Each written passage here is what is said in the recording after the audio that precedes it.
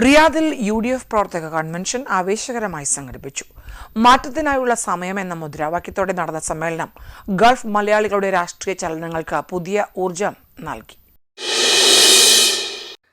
വിവിധ ജില്ലകളിൽ നിന്നായി നൂറുകണക്കിന് OICC, KMCC പ്രവർത്തകരും അനുഭാവികളും പങ്കെടുത്ത സമ്മേളനം പ്രവാസി മലയാളികളുടെ രാഷ്ട്രീയ മനോഭാവം തുറന്നുകാട്ടുന്ന വേദിയായി. ബെത്ത ഡി പാലസ് ഓഡിറ്റോറിയത്തിൽ നടന്ന പരിപാടി KMCC പ്രസിഡന്റ് CP മുസ്തഫ ഉദ്ഘാടനം ചെയ്തു. OICC central committee president Saleem Kalakkara അധ്യക്ഷത വഹിച്ചു. ജനറൽ സെക്രട്ടറി സുരേഷ് ശങ്കർ ആമുഖ പ്രസംഗം നടത്തി. KMCC chairman UP Mustafa, OICC global committee അംഗം റഷീദ് കൊളത്തറ എന്നിവർ മുഖ്യപ്രഭാഷണം നടത്തി.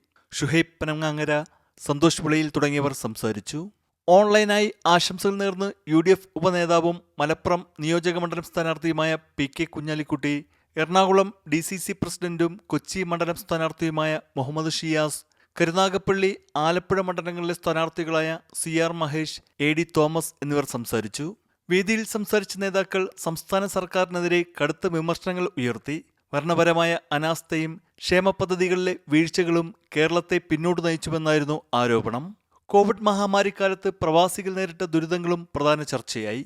അതേസമയം UDF അധികാരത്തിലെത്തുമ്പോൾ പ്രവാസികൾക്കായി പ്രത്യേക ക്ഷേമ പദ്ധതികൾ നടപ്പിലാക്കുമെന്ന് നേതാക്കൾ ഉറപ്പു നൽകി. തൊഴിൽ സുരക്ഷ, പുനരധിവാസം, നിക്ഷേപ സൗകര്യങ്ങൾ എന്നിവയിൽ സമഗ്ര ഇടപെടലുകൾ ഉണ്ടാകുമെന്ന് അവർ വ്യക്തമാക്കി.